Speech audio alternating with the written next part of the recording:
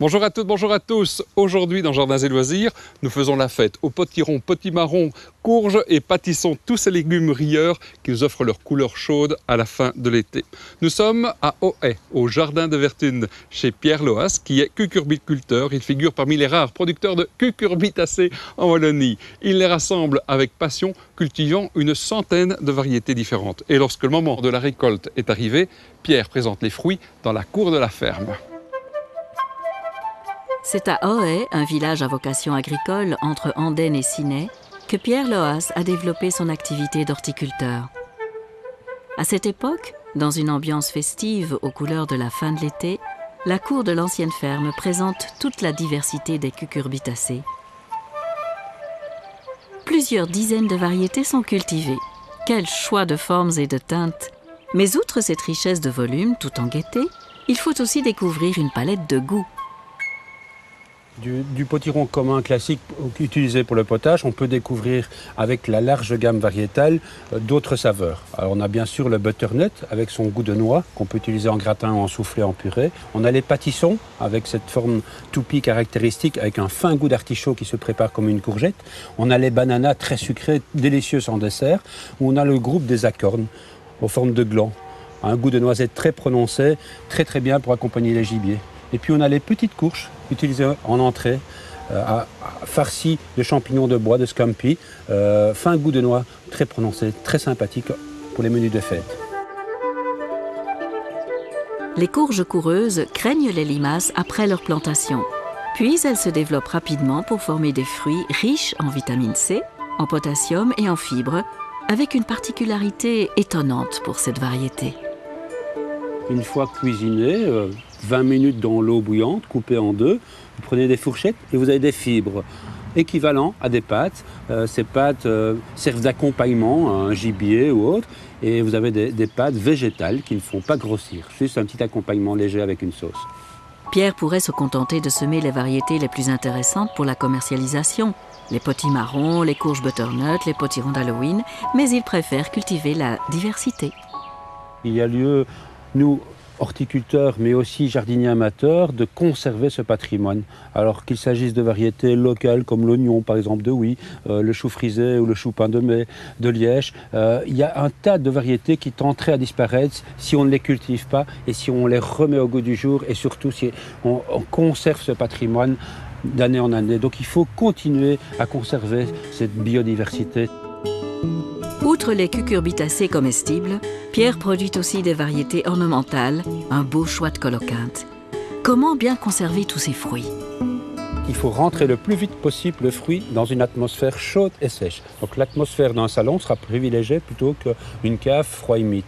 Ces courges peuvent alors se conserver plusieurs mois. À l'exemple, la butternut, le potimarron, on peut conserver jusqu'aux fêtes de fin d'année, voire mars-avril de l'année suivante. Certaines courges, à l'exemple de la courge de Siam, se conservent plusieurs mois, voire plusieurs années, tout en restant comestibles.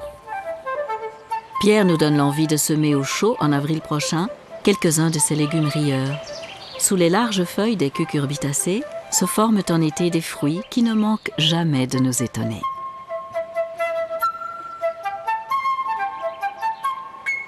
Pierre cultive aussi des oignons. Voici la variété Sturon, très connue. Elle est largement disponible au printemps sous forme de bulbilles à planter au potager.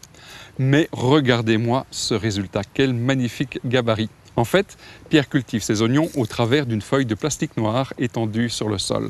Elle conserve l'humidité, elle réchauffe la terre et elle empêche le développement des herbes indésirables. Ce qui est très important, car ainsi on ne doit pas désherber la parcelle, ce qui est toujours délicat, car dès qu'on heurte les oignons avec la binette, ils se déchaussent. Voilà une astuce à retenir pour notre culture d'oignons l'année prochaine au potager.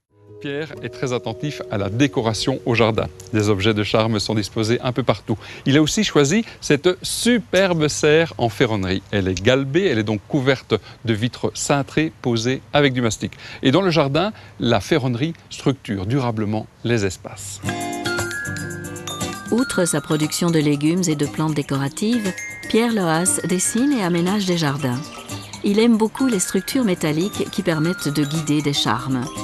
Les arbustes au feuillage marcescent permettent de garder bien présentes en hiver les tonnelles ou les galeries qui peuvent être construites selon les caractéristiques du jardin.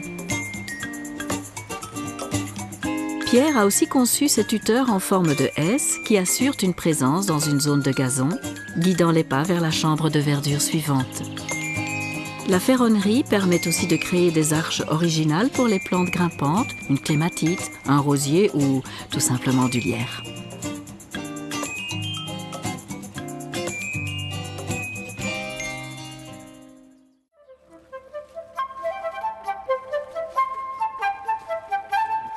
Pierre nous a emmenés visiter une de ses parcelles de culture. Outre les courgettes, des récoltes plus insolites sont effectuées.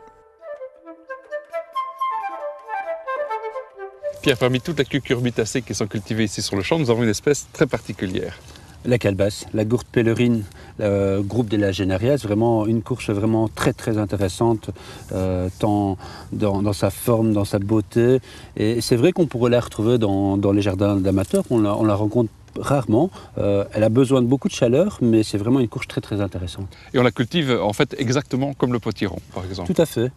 Mais même, on pourrait utiliser d'autres places dans le jardin, puisqu'on pourrait la mettre sur un support, sur une gloriette ou contre un mur ou sur un grillage, parce qu'elle a la particularité de grimper et elle a même des vrilles. C'est vraiment pour s'attacher au support. Et donc là, elle va pendre dans le vide. C'est très décoratif. Très décoratif, et à ce moment, le col est bien prononcé, bien suspendu.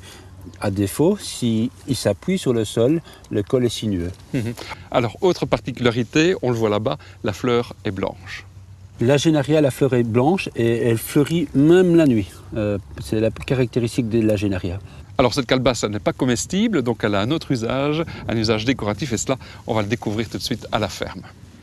Pierre, quel bel espace ici avec toutes les calebasses fraîches qui sont présentées. Alors, elles sont destinées à la décoration, donc que va-t-il se passer maintenant ?